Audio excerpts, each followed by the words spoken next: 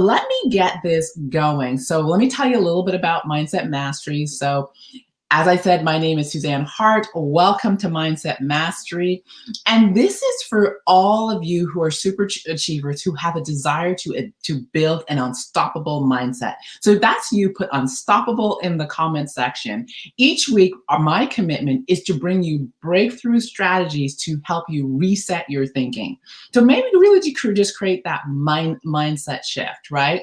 Mindset Mastery is designed to help you overcome fear, get past challenge, and put you in a position where you wake up every day filled with passion and totally on purpose doing the things that you love, right? Because we know that when you're up to big things, it often brings with it breakdowns, big challenges, and the goal is to have you keep moving and become absolutely unstoppable, relentless, if you'd like to say that. All right, so let's get into this topic. Let's dive into this topic because why is responsibility the price of success? And when I did a poll earlier this week, I asked people, what stopped them from taking responsibility, taking on that leadership role? And these were some of the things that people said. People didn't like to be responsible for making decisions. They didn't want to be responsible for other people. They didn't have confidence in their skills. And then another big one was that there was a lot of people who didn't want to be held accountable if things failed, if they messed up. And that is so common. So if you said yes to one of those, you are totally not alone. So I want to give you a little bit of a backdrop before we get into this topic and really kind of dissect it and talk about why responsibility is so key. And so when I used to be in management many years ago, I used to manage teams, and my background is family injured and group counseling. I focused on crisis most of the time, and I've had the privilege of managing about 3 or 4 teams, and also going into organizations to help teams get back on track. So one of the things that I find was really fascinating was when no matter where I went, covering your what was usually the common thing that people did. People were, if they messed up or something happened, people either were really quick to point the finger at someone else, something else, a reason. So this is kind of how it would play out. Something would happen and someone would come into my office and they would begin to tell me a long story about what happened. And then they started to tell me whose fault it was. They began to lay blame. And I always found it fascinating. And my question was why? Right? Why would that be our go-to? And what I began to realize is most cultures do not create a space where people are willing to be vulnerable because most people think they're going to be blamed, they're going to be held responsible, and they're going to be held accountable. And for many people, that equals loss of position, loss of job, maybe loss of all sorts of different things. Now, this was a really interesting thing. If I and you are committed to creating dynamic teams that are highly productive, that push the envelope, that are really creative, you were required to create an environment where people are willing to risk and become vulnerable. People are willing to make mistakes. And so my question became, how do you create that environment? What needs to be in place for that to happen? So people aren't coming into my office and telling me who's responsible, whose fault it was, what happened, and giving me long stories that really and truly did not serve anyone. And all it did was had people become defensive. So how many of you have been in a situation where something has happened and everybody's covering their butt? Everybody's finger pointing, and it creates this downward spiral. It creates this unnecessary swirl of accusations, and you're trying to dig to find out the answer or the truth or so on. And really, no one wants to be, listen to the words, held responsible. No one wants to be blamed. So if you've seen that happen and that makes sense to you, Put yes in the comments section. Put something, let me know, right? And welcome, Linda. And wonderful to see you again. I see people are beginning to join on, and Cindy's like, absolutely, right? CYA, right? And so I want to talk about why that happens and how do you create an environment where that doesn't actually occur. So first of all, I think there's the first thing we're going to do, and I talked about this, when I started, was I told everybody that I was going to let you know the definition that I'm working with in terms of responsibility, right? And the difference between responsibility and blame. So the definition of responsibility that I'm working with is your ability to respond. Our God-given ability, our ability to respond when a situation occurs, right? It's our ability to respond when there's change. It's ability to respond when there's crisis. It's our ability to respond when things occur that are unexpected. It's our ability to respond quickly, to assess the situation and create a response. That's what I'm talking about when I'm looking at responsibility. However, most people hear responsibility as whose fault is it? Who's responsible, right? And so automatically when we have that interpretation, there's a desire and a need to defend yourself, right? So when people would come into my office and they want to lay blame, right, and they want to point the finger, or they want to tell me all the reasons why this happened, one of the things I would often say is I'd say, you know what, I'm not interested in whose fault it is. I'm not interested in who's to blame. I'm interested in what we are going to do, right? What is the solution? And oftentimes when I would say that, people would look at me and go, oh, you're not interested in who's to blame? And I would say, pointing the finger and laying blame doesn't really help us move forward. All it does is it puts people on the defensive, right? So I'd say what I'm really interested in is, what are we going to do, and why do you believe this situation occurred, right? Because really all I'm interested in, and all a good leader's interested in, is what was the reason this happened? And what are we going to do different going forward? They say hindsight is 20/20. So I want to look back at something. I want to look in the rearview mirror, analyze what happened, ask myself or ask the group, what are we going to do going forward? And how can we decrease the likelihood of this occurring again? So usually what I would do then is I would send the person out of my office, and I'd say, go check with your teammates and figure out why you guys believe this happened and what's a possible solution. How are we going to fix this? How are we going to change it? And invariably people would be like, oh, she's not interested in whose fault it is. And truly I wasn't, right? Now, I'll get to why I wasn't in a moment, and the context for not being interested, right? Because really what I wanted to know is, when a situation goes wrong, can you fix the situation? Can you address the situation? Do you have an ability to respond? That is really what I'm wanting to know.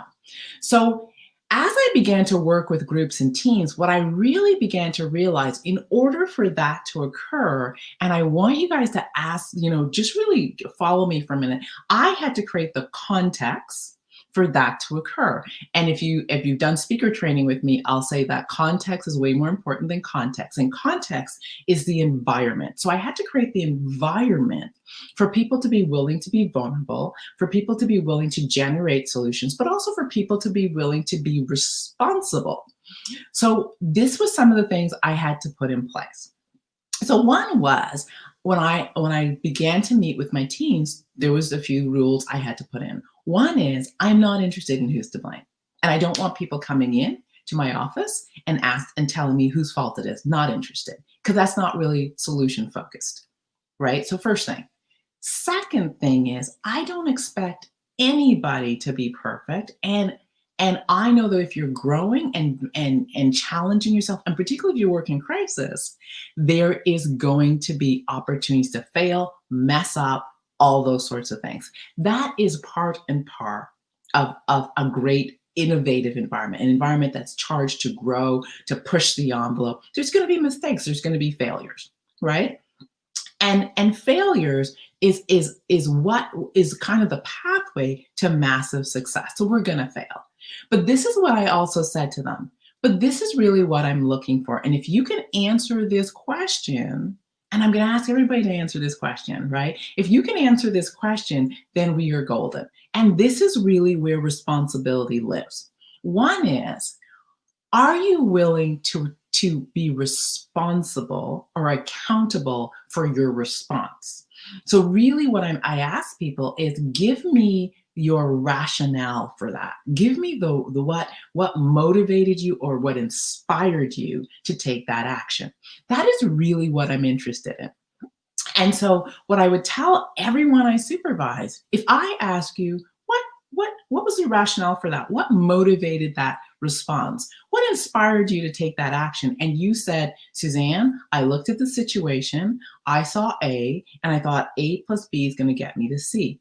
And if you can tell me a rationale that actually demonstrated that you thought things through, right? And a situation happened and you thought something through so that you implemented a possible solution, a potential solution, then I was fine, right? Because oftentimes we don't know until we know. We have to try something and risk it not working and then try something again.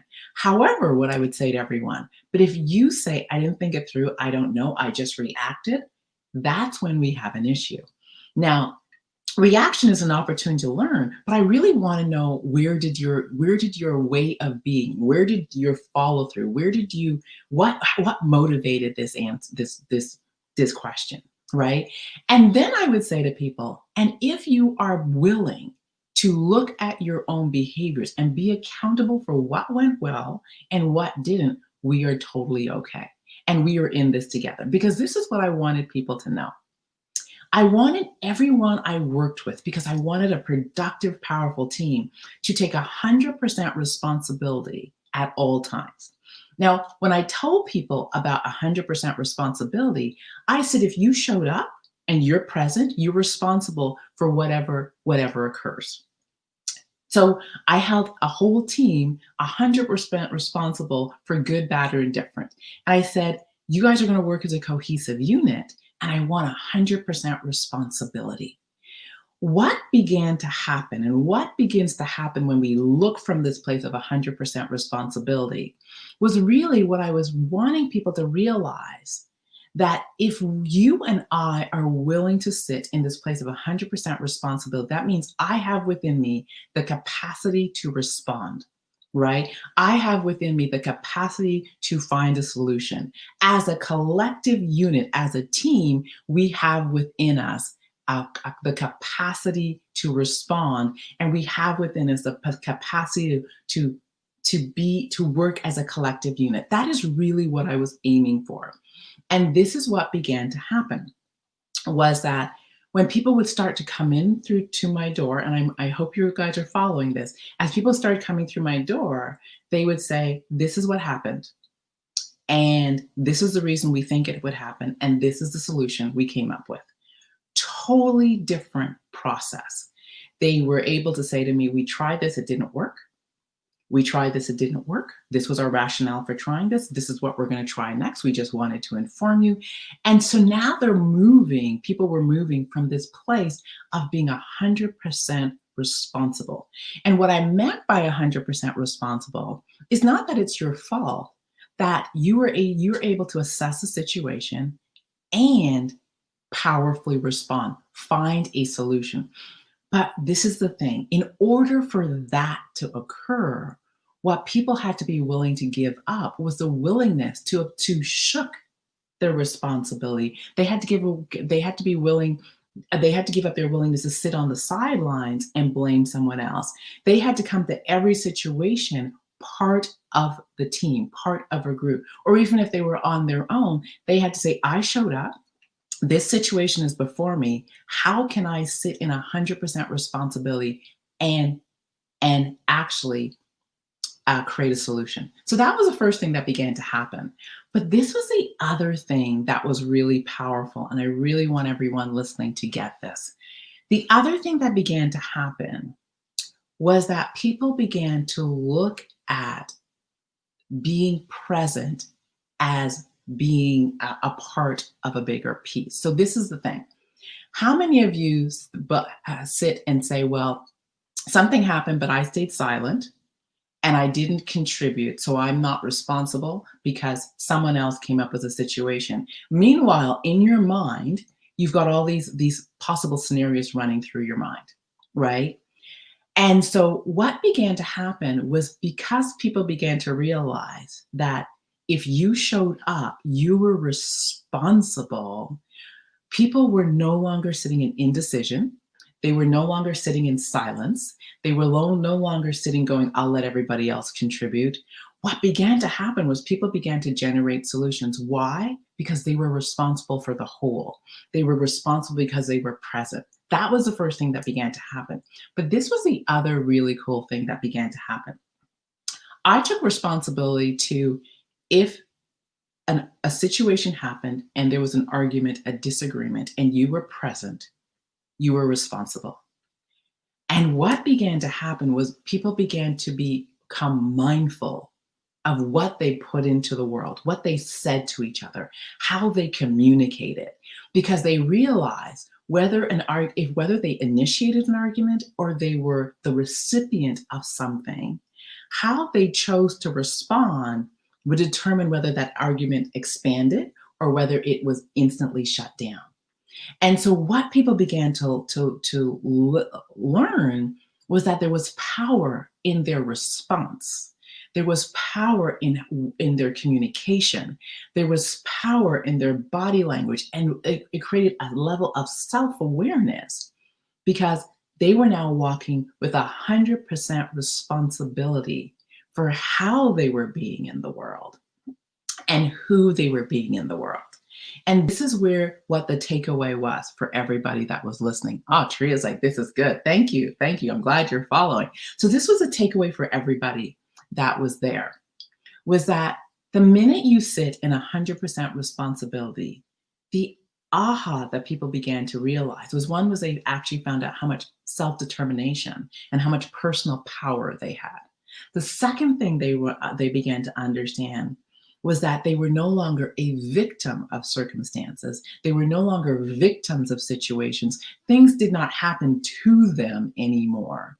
Things occurred, but they had the power to shift the dynamics by how they chose to respond, right? And that began the shift and the creation of a healthy, productive, dynamic team because everybody was held to 100% responsibility. And everybody was asked to work and engage with each other and hold each other to 100% responsibility. Built into a responsibility is accountability, right? I'm accountable for what I put into the world. I'm accountable for my actions. I'm accountable for my inaction. I'm accountable for my decisions. I'm accountable for my indecisions. I am playing full out. That's what became available. And so there was no more passing the buck. There was no more CYA. It was, I'm here. I'm going to ensure that my presence is known because either way, I am accountable. So why is this so key right now? Because I'm watching what's happening politically. I'm watching what's happening all over the planet. And there's a feeling of division. There's a feeling of I don't like what's going on. There's a feeling, and I know a lot of people might be feeling powerless. I know a lot of people might be feeling frustrated because the things may not be not going the way they want. But this is the thing. The political scene is a process, and it's a process that we all contribute to. Do we have full control over what happens? No. But what we do have control over is how we powerfully respond given the dynamics that are occurring, right?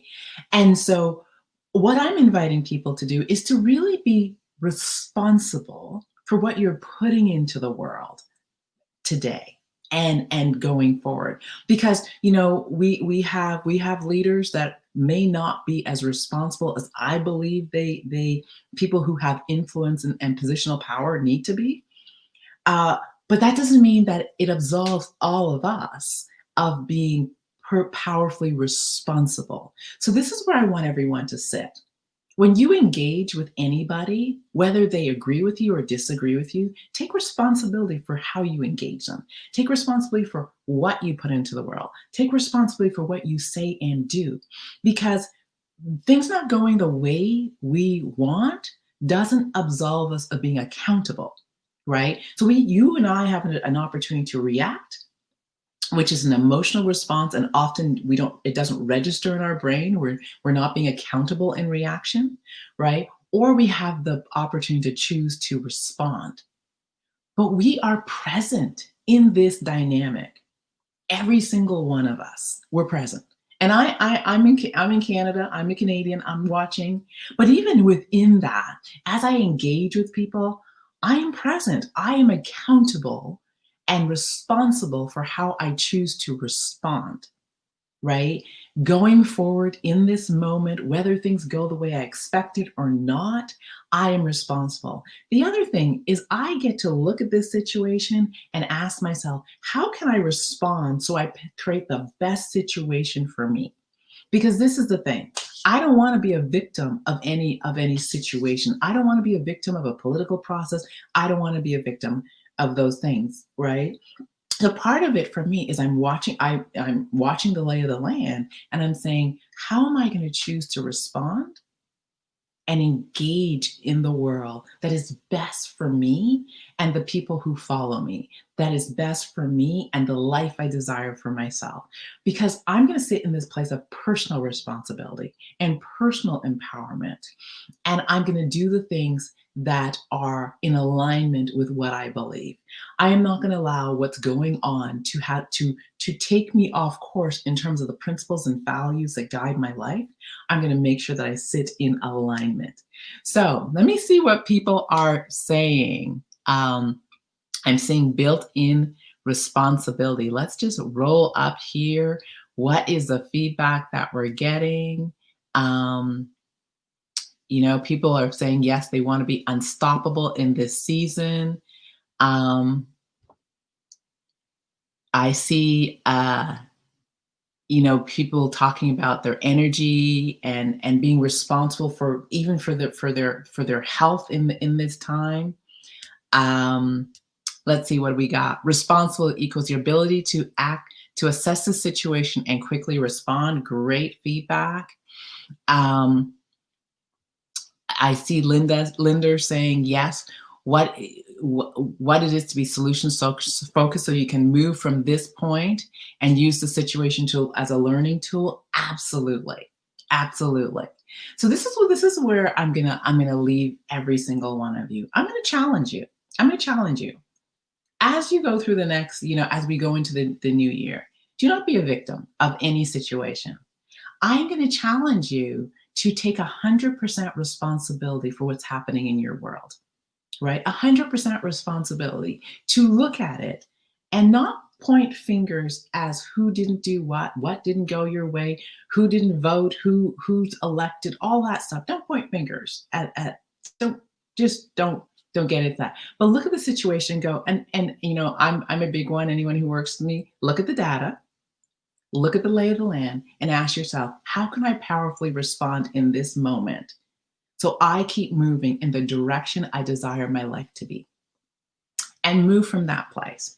And be an example, because leaders who respond powerfully, remember I said the price of leadership is responsibility. The price of success is responsibility, right?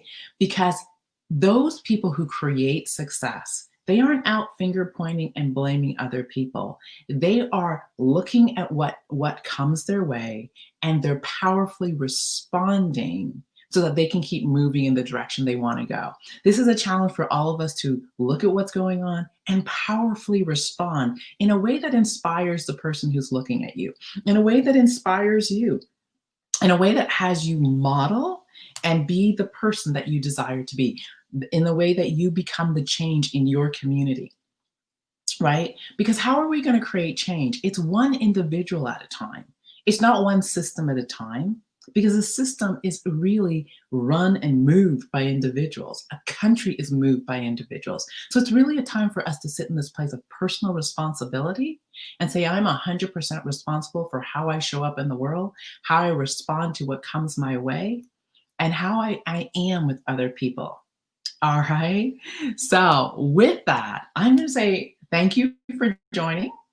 I will be back here next week, Thursday, at 7 p.m. Eastern Standard Time. I do have a guest, Dr. Michelle Christ. She has just written her first children's book, so we will be talking a little bit about that, why she chose to write a children's book during this time, what inspired it, and again, it's going to be around the theme of personal responsibility and really, how do we navigate what life gives us, particularly when it doesn't give us what we want, right? How do we respond powerfully so we keep it moving?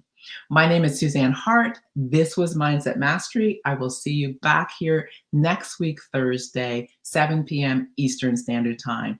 And remember, know you are brilliant, know you are oh so special, and the world is waiting, powerfully waiting for your unique gifts. Bless them with 100% responsibility.